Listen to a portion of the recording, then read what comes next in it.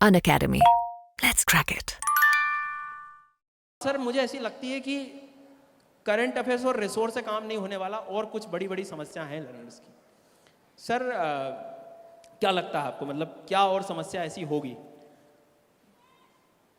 सी set तो paper है I think, पर मुझे लगता है कि उससे भी एक बड़ी समस्या है बिल्कुल। जो नोट्स बनाने वाली होती होगी सर। हाँ।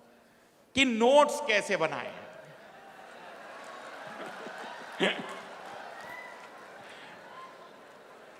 नोट्स के लिए सर विद्यार्थी बड़े कंफ्यूज होते हैं कि शॉर्ट नोट्स बनाएं, बड़े नोट्स बनाएं, या फिर जैसे आपने रखा है कि ऐसे नोट्स बनाऊंगा कि एनसीईआरटी भी शर्मा जाएगी।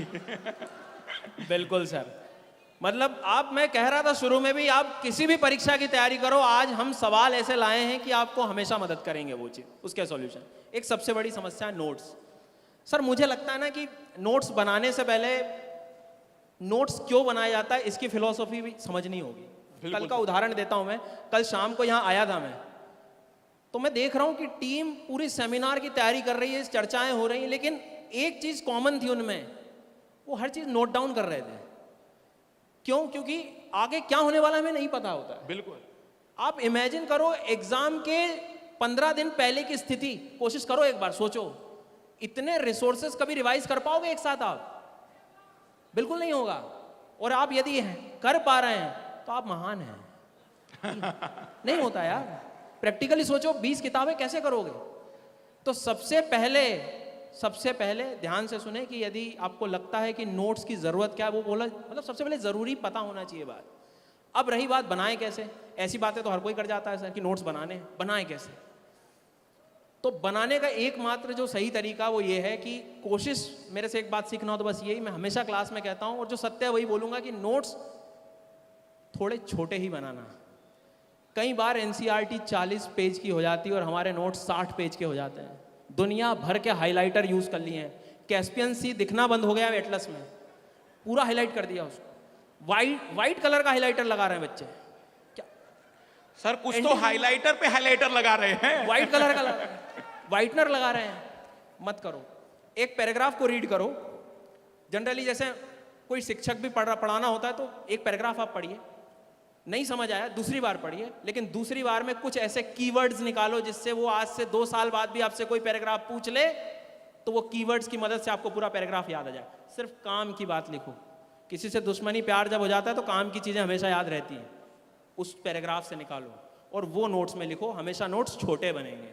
और आप यदि सजाने में लग गए, रंगोली बनाने में लग गए, मैं बता रहा हूं बहुत दुखी हो जाओगे नोट से। तो थोड़ा सा बस इस चीज का ध्यान रखना, बाकी सर और बताने वाले हैं जो भी।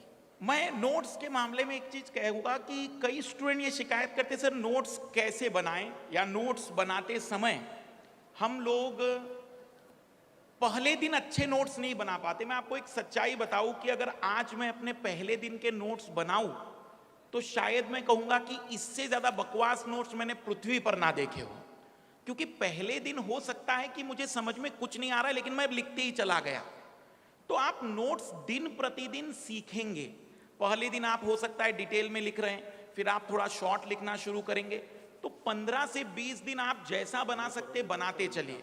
एक टाइम के बाद आपके नोट्स बनाने में खूबसूरती भी आ जाएगी, जो संक्षिप्तीकरण है जिसे हम शॉर्ट नोट्स कहते हैं वो भी आएगा, लेकिन थोड़े पेशेंस के साथ आप इसको चलने दीजिए। कई लोगों को शुरुआत अच्छी करते हैं, 10 दिन बाद लगता है सर ये तो बकवास है, मैं तो नोट्स खरीद लूंगा, किताब खरीद लूंगा। लेकिन याद रखिएगा, चयन में सबसे ज्यादा योगदान यदि किसी चीज का है तो वो आपके नोट्स है। अगर कोई विद्यार्थी यूपीएससी का सिलेबस 15 दिन में रिवाइज कर सकता है तो ये उसकी क्षमताएं नहीं, उसके नोट्स की काबिलियत है। बहुत बढ़िया सर। तो सर नोट्स तो हो गया, लेकिन ये जो सवाल है आंसर राइटिंग और मॉक टेस्ट का, ये जैसे आप देख सकते हैं कि बहुत अद्भुत सा चित्र है। पहले पढ़ लूं, प्रैक्टिस तो एग्जाम के बाद कर लूंगा। देखिए मुझे ऐसा लगता है कि यूपीएससी और जो स्टेट पीसीएस एग्जाम होते हैं उसमें सबसे बड़ा रोल इसी का होता है। आपने कई बार एक स्टेटमेंट सुना होगा कि यार तैयारी तो मेंस के साथ की जाती है, प्रीलिम्स की तैयारी कुछ नहीं करते हैं। तो वो मेंस की तैयारी का सेंस है आंसर राइटिंग की। आप मेरी एक बात से सब लोग सहमत हो गए, सर समस्या आंसर राइटिंग की नहीं है, उस डर की है। सबसे पहला डर, कभी कलम उठा के आप लिखेंगे, सही कह रहा हूं मैं, पहली बार लिखते नहीं बनता, हिम्मत नहीं होती। अब क्यों नहीं हिम्मत होती? कौन चेक करेगा मेरा, मैं सही लिख रहा हूं कि नहीं लिख रहा हूं? सही बात है ये। तो इस चीज की जो दुख है वो ये है कि सबसे पहले यदि खुद में कॉन्फिडेंस लाना है तो सीधी बात है, यहां यदि खाली रहेगा ना तो वहां लिख भी नहीं पाओगे। तो जो कई बार हम देख लेते हैं कि मैंने बहुत आंसर राइटिंग प्रैक्टिस की, सारी की, पहले दिन से आंसर राइटिंग ना करें। मेरे हिसाब से आप लोगों को आंसर राइटिंग थोड़ा रुको, सब्जेक्ट को समझो। आंसर लिखना और बेहतर आंसर लिखना दोनों के रिफ्लेक्शन अलग होते हैं। एक काम खत्म नहीं करना है हमें। ज्योग्राफी को नहीं समझोगे, इन्वायरमेंट को नहीं समझोगे तो कभी क्लाइमेट चेंज, जलवायु परिवर्तन का कभी आंसर लिख ही नहीं पाओगे आप। तो पहले दिन से सर मेरे हिसाब से वो जो एक रहता है कि अब मैं लिख दूं, वो ना करें। थोड़ा सिलेबस के क्वेश्चंस को देखो, एक बार में कभी नहीं समझ आएगा, 2-3 बार क्वेश्चंस पढ़ो, फिर रियलाइज़ करो कि यार हिमालय से तो हर बार सवाल आता है, फिर देखो कि यार लैंडस्लाइड भूस्खलन से तो सवाल आता है, फिर देखो कि यार बार बार चक्रवात से संबंधित तो क्वेश्चन आते हैं। तो जब भी न्यूज़पेपर पढ़ो, इनसे समस्या, ये जो चीज़ें हैं इनको निकालो। मतलब पहले एनालिसिस करना पड़ेगा और जल्दबाजी मत करो, अच्छी जगह पे पहुंचना है हमें, ठीक है।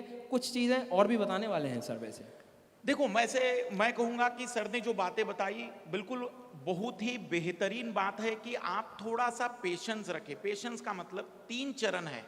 पहले हम उस कंसेप्ट को समझते हैं, कंसेप्ट को समझने के बाद दूसरा चरण होता है उसके शॉर्ट नोट्स बनाते हैं, तीसरा स्टेप होता है रिवीजन करते हैं, और फिर जाकर आप आंसर राइटिंग करने की क्षमता रखते हैं। मैं एक छोटा सा उदाहरण दूंगा। एक महिला का उदाहरण लेते हैं हम, जो दुल्हन के भेष में है और वही महिला विधवा के भेष में है। महिला समान है, श्रृंगार सब कुछ प्रदर्शित कर रहा है। आंसर राइटिंग भी कुछ ऐसी ही है। जो व्यक्ति जितना बढ़िया श्रृंगार कर लेगा उसके नंबर उतने ज्यादा होंगे। इसलिए आपको वो श्रृंगार करने से पहले सीखना होगा क्या चीज जरूरी है, कहाँ कौन सी चीज डालनी है, कहाँ पर किस चीज की जरूरत है। अगर ये चीज नहीं है तो आपका आंसर एक जनरल आंसर ही है। इसलिए सर मैं तो कहूंगा कि आंसर राइटिंग में जो आपने कहा थोड़ा रुक कर करेगा तो ज्यादा बेहतर आ पाएगा। हाँ बिल्कुल, मतलब चीज़ें थोड़ी सी पता हो हमें, ठीक है सर। बहुत इसमें बातें करी हमने, अभी कुछ एक समस्या और जो है रह गई है। क्या ये सर बच्चों से पूछे कि और कौन सी दिक्कत रह गई है? ऑप्शनल, चलो ऑप्शनल की बात कर लेते हैं, 1 मिनट लगेगा। वैसे बहुत बड़ा प्लान है आज ऑप्शनल के डिस्कशन के लिए आप। हाँ बिल्कुल, और भी सर हैं, विवेक सर हैं, चंद्रमौली सर हैं, वो भी चर्चा करेंगे आपसे। तो एक आखिरी सवाल के रूप में सर, सबसे बड़ी जो टाइम मैनेजमेंट और स्ट्रेटजी की जो चर्चा है सर, हम चाहेंगे कि टाइम मैनेजमेंट के साथ रिवीजन, हाँ, इसका जो कॉम्बिनेशन है, अगर रिवीजन और टाइम मैनेजमेंट दोनों मैच हो जाए तो एक बेहतरीन परफॉर्मेंस निकाल सकते हैं। नहीं तो वही हालत होगा गजनी के जैसा कि हर 15 मिनट में वो भूल जा रहा है कि वो यूपीएससी की तैयारी कर रहा था कि कोई और ही कार्यक्रम में लगा हुआ था। तो सर इसका एक ही सत्य है, मुझे लगता है कि रिवीजन में सबसे बड़ी जो कमी आती है वो सिर्फ इसका कनेक्शन नोट्स से है। आज आपको बढ़िया नोट्स दे दूं, शॉर्ट नोट्स बना के, और कह दूं इतना ही पढ़ना है, और वो आपको समझ में भी आ रहा है, आप कभी पीछे नहीं हटोगे रिवीजन के लिए। तो आप जब भी पढ़ाई करो, आपके नोट्स सही हैं तो रिवीजन में कभी दिक्कत नहीं होगी।